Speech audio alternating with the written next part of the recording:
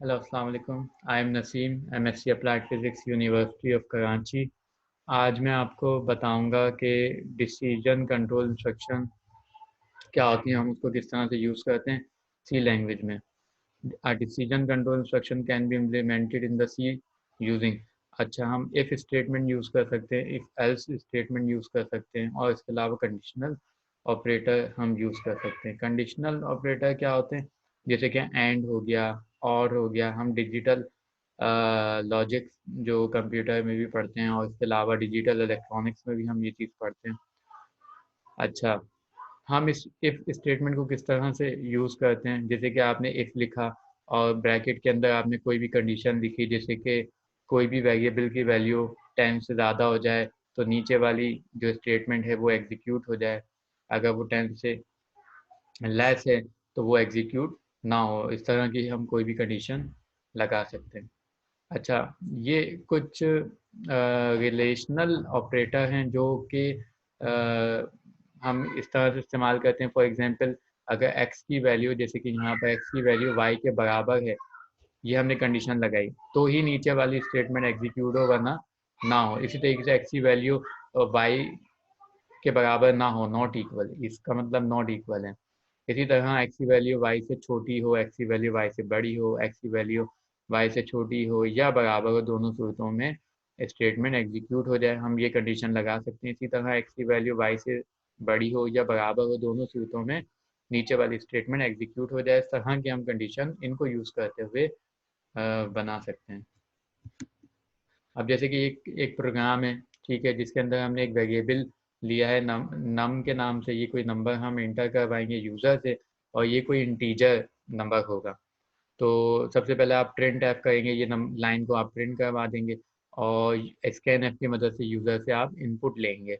और ये तरीका हम पिछली वीडियो में देख चुके हैं कि ये स्कैन एफ फंक्शन क्या काम करता है और इसको हम इस तरह से क्यों लिखते हैं। अच्छा, नीचे जो है इफ़ ब्रैकेट के अंदर लिखा हुआ नम लेस देन इक्वल टू 10। अगर नंबर जो यूज़र इनपुट करेगा वो 10 के बराबर होगा या 10 से छोटा होगा, तो ये स्टार जो है वो प्रिंट हो जाएंगे, अदरवाइज वो प्रिंट नहीं होंगे। अच्छा, इस प्रोग्राम को हम रन करके देखते हैं। F10 शॉर्ट की, now open, double click project. ये मैंने सेव किया। मैं यहाँ पर, आपने जहाँ सेव किया होगा आप वहाँ से, या आप इसको न्यू प्रोजेक्ट करके नया प्रोग्राम बना सकते हैं। प्रोग्राम वन, ये मैंने पहले से बनाया हुआ है। ये वही प्रोग्राम है जो वहाँ पे टाइप हुआ हुआ है। इसको मैं रन कर रहा हूँ। रन करने की शॉर्ट की है Ctrl+F9। ठीक है। अच्छा, इंटर का नंबर लेस देन 10, यानी कि मैं 10 से छोटा नंबर अगर इंटर करता हूँ, फॉर एग्जांपल 9, तो देखो स्टार प्रिंट हो गया। अच्छा, अब मैं दोबारा से इसको रन कर रहा हूँ, F10 रन। ठीक है, अब मैं नंबर प्रिंट कर रहा हूँ, इनपुट कर रहा हूँ 6, तो देखो स्टार प्रिंट हो गया। अब मैं बड़ा नंबर इनपुट करूँगा, Ctrl+F9, 13, तो देखो स्टार प्रिंट नहीं हुआ। ठीक है, आगे बढ़ते हैं। ये इसका फ्लो चार्ट है। जैसे कि स्टार्ट, जब भी हम स्टार्ट लेते हैं तो उसको हम इस तरह से बनाते हैं। एक्चुअली स्टार्ट जो है, ठीक है, ओवल शेप होती है ये जब हम कॉपी में बनाते हैं। इसी तरीके से कोई भी नंबर आप यूज़र से प्रिंट, कोई भी चीज़ आप प्रिंट करवाना चाहते हैं तो उसके लिए ये इस किस्म का सिंबल होता है। इनपुट ले गए यहाँ पे हम यूज़र से, उसके बाद हम कंडीशन चेक करें कि नम ग्रेटर देन 10 है। अगर वो ग्रेटर देन 10 है तो प्रिंट, ये थोड़ा सा डिफरेंट है, मैंने इसको थोड़ा सा डिफरेंट बनाया है कि अगर नंबर ग्रेटर देन 10 है तो ऐसी सूरत में कुछ भी ना प्रिंट करे। फ्लो चार्ट थोड़ा सा डिफरेंट है, तो इसको आप समझ सकते हैं प्रोग्राम को देख के। इसी तरीके से एक और हम प्रोग्राम बनाते हैं। जैसे कि सवाल ये है कि while purchasing the certain item discount the 10% is offered if a quantity purchased is more than 1000, if quantity and price per item are input through the keyboard, write a program to calculate the total expenses। इसमें क्या ये है कि अगर आप जो है कोई भी चीज़, कोई भी आइटम खरीदते हैं और उसकी क्वांटिटी होती है 1000, तो आपको 10% डिस्काउंट मिलेगा 1000 से ज़्यादा लेने पर। और अगर 1000 या 1000 से कम होगा तो आपको 10% डिस्काउंट नहीं मिलेगा। मिसाल के तौर पर, अगर आपने एक आइटम खरीदा जिसकी कीमत है 1 रुपये, और 1000 से ज़्यादा क्वांटिटी है, फॉर एग्जांपल 2000, और आप इसकी जो टोटल वैल्यू होगी वो 1800 आएगी, क्योंकि अगर 2000 का 10% निकालेंगे 200 माइनस होंगे। इसी तरीके से आप फ्लो चार्ट में देख सकते हैं, स्टार्ट डिस्काउंट जो है अभी फिलहाल आपने इनिशियलाइज करना है 0, ये करना लाजमी है।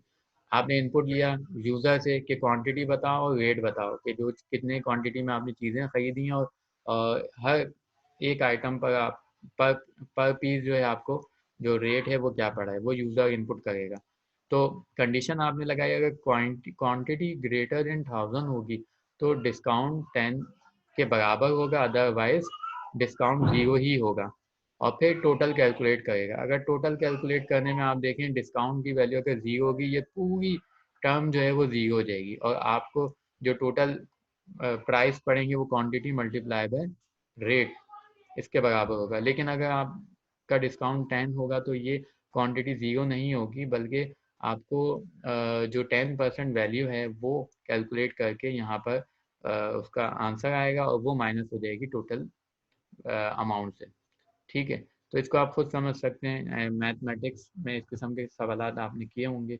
और फिर हम क्या करेंगे, प्रिंट करेंगे टोटल को और देन स्टॉप। ठीक है, ये प्रोग्राम है, इसके अंदर आपने क्या किया, इनिशियलाइज करवाया कि सबसे पहले आपने इंटीजर बना, एक वेरिएबल बनाया क्वांटिटी, और वो कोई इंटीजर वेरिएबल है, डिस्काउंट भी कोई इंटीजर वेरिएबल है। हम ये भी कर सकते हैं इनिशियलाइज कराते वक्त के जब वेरिएबल को हम इनिशियलाइज करवा रहे हैं तो उसी वक्त उसको वैल्यू भी असाइन कर सकते हैं। जैसे डिस्को मैंने वैल्यू असाइन कर दी 0, ठीक है, यानी कि डिस्काउंट इनिशियली 0 है। फिर रेट और total number floating point number हो सकते हैं, जैसे कि 1000.5, इस तरह से कोई वैल्यू हो सकती है। इसी तरीके से रेट भी जो है वो फ्लोटिंग पॉइंट नंबर हो सकते हैं, तो इसीलिए इन दोनों को फ्लोटिंग पॉइंट जो डेटा टाइप है वो रखिए। प्रिंट करेंगे enter the quantity and rate, ताकि यूज़र इसको पढ़ के इनपुट कर सके। और स्कैन फंक्शन आप सबको पता है यूज़र से इनपुट लेने के लिए इस्तेमाल की जाती है। ये दो डेटा टाइप्स मैंने बनाई है, एक इंटीजर है और एक फ्लोटिंग पॉइंट नंबर है, क्योंकि मैं दो नंबर यूज़र से इनपुट लेना चाह रहा हूँ। और इसी तरह and quantity comma and rate, यानी कि दो नंबर यूज़र इनपुट करेगा। ठीक है, तो इसको आप समझना, वीडियो लेसन नंबर 2 में मैंने उसको एक्सप्लेन किया है। और कंडीशन यहाँ पे if quantity is greater than 1000, अगर ग्रेटर देन 1000 होगी तो डिस इज इक्वल टू 10 होगा। अगर ये इफ़ क्वांटिटी, अगर आप इनपुट करेंगे 999 तो ये वाली statement this is equal to 10 execute नहीं होगी, ये स्किप हो जाएगी। ठीक है, मतलब फौरन इसको स्किप करके डायरेक्ट टोटल पे आ जाएगा, मतलब हमारा जो पॉइंटर है। ठीक है,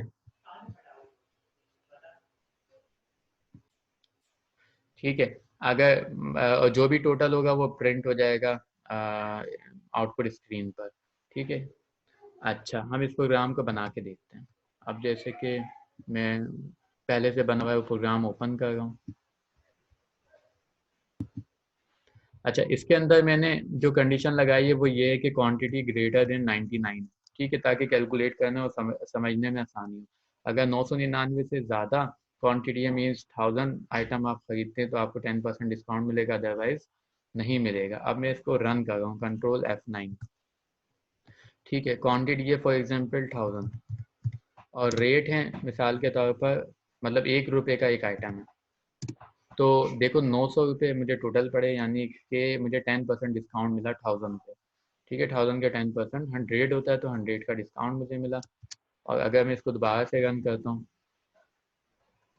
कंट्रोल F9, अब मैं 500 आइटम दे रहा हूँ और हर आइटम की कीमत है 1 रुपये। तो देखो जो टोटल अमाउंट बना वो 500, मुझे कोई डिस्काउंट नहीं मिला। ठीक है, ये प्रोग्राम आपको समझ में आ गया होगा। अब आगे बढ़ते हैं, multiple statements with in if. अच्छा, इसके अंदर कुछ सब कुछ वही है, बस इसमें ये है कि अगर इफ ये कंडीशन जो आप लगा रहे हैं कि air of service greater than 3 है, तो इसके नीचे इसके अंदर जो है आप देखें दो स्टेटमेंट लिखी हुई हैं। अगर दो स्टेटमेंट लिखी हुई हैं तो आप कर्ली ब्रैकेट के दरमियान में दो स्टेटमेंट लिखेंगे।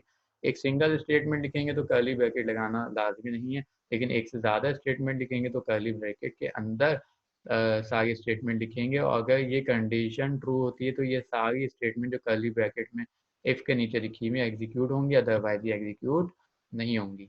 अच्छा, इस प्रोग्राम में क्या करें, कोई भी इंटीजर आपने वेरिएबल बनाए, बोनस है, करंट ईयर है, ईयर ऑफ जॉब है, ईयर ऑफ सर्विस है। मतलब इस प्रोग्राम में ये है कि अगर आपकी सर्विस को 3 साल से ज़्यादा हो गए तो आपको बोनस मिलेगा, अदरवाइज आपको नहीं मिलेगा। इसमें आपने inter current year and year of joining, यानी कि यूज़र से जो आप इनपुट ले रहे हैं वो ये ले रहे हैं कि किस साल में उसने ज्वाइन किया था, और अभी जो करंट ईयर है वो क्या चल रहा है। ठीक है, उन दोनों को माइनस करेंगे तो एयर ऑफ सर्विस आ जाएगा, और वो कंडीशन आप लगा के जो है प्रिंट करवा सकते हैं। ये बहुत आसान सा प्रोग्राम है, इसको मतलब रन करने की ज़रूरत नहीं है। बिल्कुल इसी तरीके से ये फ्लो चार्ट है इसका, कि आपने यूज़र से दो इनपुट लिए, सी बाय मतलब करंट ईयर और एयर ऑफ जॉब। ठीक है, सॉरी, एयर ऑफ ज्वाइनिंग, मैं गलत कह रहा था। तो दोनों को माइनस करेंगे तो एयर ऑफ सर्विस आ जाएगी। फॉर एग्जांपल आपने ज्वाइन किया 2016 में और अब हो रहा है 2019, तो 16 में से 19 को माइनस करें तो जो भी आंसर आएगा वो एयर ऑफ सर्विस होगा। ठीक है, 3 एयर ऑफ सर्विस हो जाएगा आपका। और अगर 3 से ज़्यादा होगी एयर ऑफ सर्विस तो बोनस की तरफ जाएगा ये, अदरवाइज जो है वो प्रोग्राम को एंड कर देगा बिना कोई चीज़ प्रिंट किए। ठीक है।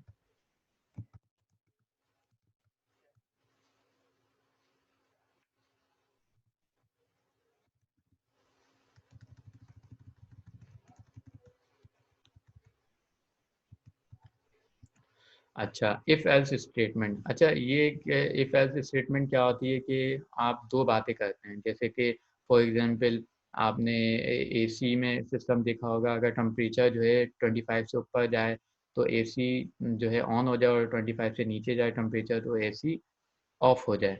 ये कंडीशन, यानी कि इफ़ एल्स की कंडीशन हम लगाते हैं यहाँ पर। तो if temperature is greater than 25 तो नीचे वाली कंडीशन एग्जीक्यूट हो जाए। अगर फॉर एग्जांपल कंडीशन फॉल्स होती है तो वो एल्स में चला जाता है, और एल्स के नीचे जो स्टेटमेंट लिखी हुई है उसको प्रिंट कर देता है। अब जैसे कि इस प्रोग्राम में देखें, इंटीजर हमने टाइम को बनाया, यानी कि टेम्परेचर ये वेरिएबल है, ये कोई इंटीजर है, आप यूज़र से टेम्परेचर इनपुट लेंगे तो इंटर द टेम्परेचर वैल्यू। ठीक है, ये स्टेटमेंट लिखी हुई आएगी, उसकी बिहाफ पे यूज़र जो है स्कैनर फंक्शन को यूज़ करते हुए इस काबिल हो जाएगा कि वो इनपुट दे सकता है कंप्यूटर को। अब यूज़र इनपुट करेगा कोई भी नंबर। अब इसमें जो कंडीशन बनी हुई है, if temperature is less than 25, अगर टेम्परेचर लेस देन 25 है, यूज़र 25 से छोटा नंबर प्रिंट करेगा तो प्रिंट हो जाएगा उसके नतीजे में एसी इज़ ऑन। अगर यूज़र जो है 25 से बड़ा नंबर इनपुट करता है तो इफ़ के नीचे वाली जो स्टेटमेंट है ये एग्जीक्यूट नहीं होगी, वो एल्स में चला जाएगा आपका पॉइंटर कंप्यूटर का, और प्रिंट कर देगा एसी इज़ ऑफ। इस प्रोग्राम को हम चला के देखते हैं।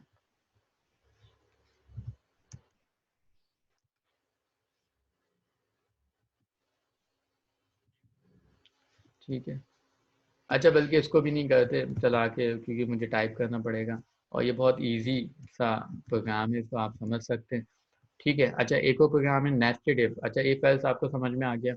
नेस्टेड इफ का मतलब ये होता है कि इफ के अंदर अगर एक और इफ आ जाए तो वो कहलाता है नेस्टेड इफ। जैसे कि आपने अगर लूप अगर कभी पढ़ा है तो लूप के अंदर एक और लूप आ जाए तो वो नेस्टेड लूप कहलाता है। मतलब नेस्टेड का मतलब होता है किसी एक चीज़ के अंदर दूसरी एक और चीज़, मतलब एक बॉक्स के अंदर एक और बॉक्स मौजूद है तो वो नेस्टेड बॉक्स कहलाएगा। ठीक है, बिल्कुल इसी तरीके से ये नेस्टेड का मतलब, नेस्टेड इफ एल्स का मतलब ये है कि इफ कंडीशन के अंदर इफ के साथ जो एल्स आता है इसके अंदर एक और इफ आ जाएगा तो ये नेस्टेड इफ कहलाएगा। ठीक है, हो सकता है मैं उसको सही से एक्सप्लेन नहीं कर पा रहा, लेकिन आपको समझ में आ गया होगा। अच्छा, इसके अंदर क्या क्या कर रहे हैं, हम एक इंटीजर बनाया आई, तो आई एक वेरिएबल है और ये कोई इंटीजर है, यानी कि यूज़र जो इनपुट करेगा वो कोई इंटीजर वैल्यू इनपुट करेगा। प्रिंट करेंगे सबसे पहले तो इंटर आइदर 1 और 2, ताकि यूज़र को समझ में आए कि उसने प्रिंट करना है। ये आप कुछ भी प्रिंट कर सकते हैं इसके अंदर।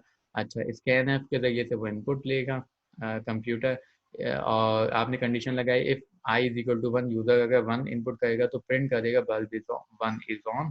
और अगर आई आपने वन यूज़र ने इनपुट नहीं किया तो वो एल्स में चला जाएगा पॉइंटर।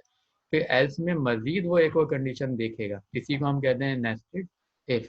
तो दोबारा से इफ़ आ गया एल्स के अंदर, तो ये if I is equal to two. अच्छा, ये दो मतलब मैंने इक्वल लगाया, इसका मतलब ये है कि ये इक्वल ऑपरेटर है ये। अच्छा, अगर सिंगल इक्वल का साइन होता तो वो असाइनमेंट ऑपरेटर कहलाता है, सी लैंग्वेज में वो इक्वल नहीं कहलाता। ठीक है, आई के अंदर टू की वैल्यू मूव नहीं करवाएगा, मैं कंपेयर कर रहा हूँ कि आई की वैल्यू टू के बराबर है या नहीं। अगर आई की वैल्यू टू के बराबर है तो ये वाली लाइन प्रिंट हो जाएगी, बल्ब टू इज ऑन, ये वाली स्टेटमेंट जो है एग्जीक्यूट होगी।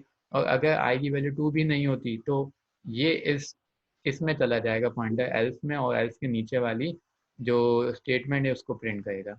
ठीक है, अगर आई की वैल्यू वन होगी तो ये प्रिंट होगा, आई की वैल्यू टू होगी तो bulb two is on print होगा। आई की वैल्यू अगर वन और टू नहीं होगी, कोई भी नंबर होगा, 100 होगा, 200 होगा, तो bulb three is on print हो जाएगा। इसको हम एग्जीक्यूट करके देखते हैं। ठीक है, अब ये प्रोग्राम जो है वो बना हुआ है। सॉरी,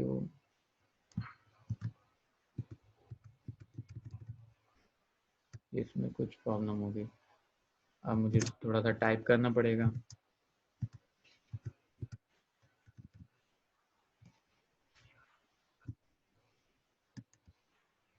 ये वही प्रोग्राम है जो आपने प्रेजेंटेशन में देखा है, प्रिंट बल्ब एल्स। अच्छा, अब जैसे कि आप इसके अंदर देख लें कि यहाँ पे एल्स के अंदर एक और कर्ली ब्रैकेट लगा है, तो इस कर्ली ब्रैकेट को एंड करना लाजमी है। मतलब जितने कर्ली ब्रैकेट आप ऑन ओपन करेंगे उतने ही आपने कर्ली ब्रैकेट क्लोज करना पड़ेंगे। ये कर्ली ब्रैकेट जो आप देख रहे हैं ये एल्स के स्टेटमेंट के लिए, सिर्फ एल्स की स्टेटमेंट के लिए यहाँ पे लिखा हुआ है। ठीक है, अच्छा, फिर मुझे गेट कैरेक्टर लगाना पड़ेगा, गेट सी एच, ताकि स्क्रीन ठहर जाए, वरना वो गायब हो जाती है स्क्रीन। ठीक है, और फिर ये जो कर्ली ब्रैकेट लगा है ये वॉइड मेन वॉइड जो मेन लूप है ये उसका कर्ली ब्रैकेट क्लोज किया मैंने। ठीक है, इसको हम पहले कंपाइल कर लेते हैं क्योंकि इसमें लग रहा है कोई एरर तो नहीं है। कंपाइल कर लेते हैं, इसमें दो एरर है। ठीक है, मतलब प्रेस यानी कि एरर टू है। अब हम चेक करते हैं, ये अच्छा हुआ आपको जानने को मिल गया, एरर अगर आते हैं तो उसको किस तरीके से हम देखते हैं। तो इसके ऊपर मैं डबल क्लिक कर रहा हूँ, डबल क्लिक करने के बाद वो डायरेक्ट उस लाइन पे पहुंच जाएगा और वो कहेगा function call missing, function call missing. अच्छा, यहाँ पे ब्रैकेट मैंने कर्ली लगाया हुआ है तो हमें जो है स्मॉल ब्रैकेट लगाना था। ठीक है, फिर से मैं कंपाइल कर रहा हूँ, F10 कंपाइल, अभी कोई एरर नहीं है। ठीक है, alt sorry control F9, control F9। ठीक है, अच्छा मैंने क्लियर नहीं किया था स्क्रीन को, इसीलिए वो पुरानी स्टेटमेंट्स लिखी हुई हैं, इंटर आइदर वन और टू। अब वन इनपुट करो तो बल्ब वन इज ऑन। ठीक है, इसी तरीके से दोबारा से रन कर रहा हूँ, अब मैं टू इनपुट दे रहा हूँ तो बल्ब टू इज ऑन। दोबारा से रन कर रहा हूँ, अब मैं इनपुट दे रहा हूँ 10, बल्ब थ्री इज ऑन। यानी कि टू वन और टू के अलावा कोई भी नंबर आप इनपुट करेंगे तो bulb three is on print होगा। अच्छा, हम नेक्स्ट वीडियो में देखेंगे use of logical operator. Logical operator मैंने शुरू में बताया था, एंड और नॉट जो है ये लॉजिकल ऑपरेटर होते हैं। जिस तरीके से आपने डिजिटल इलेक्ट्रॉनिक्स में पढ़ा होगा या कंप्यूटर में, जब कंप्यूटर साइंस में आपने कंप्यूटर सब्जेक्ट में आपने पढ़ा होगा, एंड और नॉट लॉजिक जो है वो क्या काम करती है, ट्रूथ टेबल आपने पढ़े होंगे, तो ये बिल्कुल उसी तरह से काम करता है। बस सी लैंग्वेज में फ़र्क ये है कि एंड के लिए हम दो मरतबा एंड लिखते हैं, और के लिए दो मरतबा इस तरह से ये निशान बनाते हैं, और नॉट के लिए जो है हम इस किस्म के एक्सक्लेमेटरी साइन जो है वो लगाते हैं नॉट के लिए।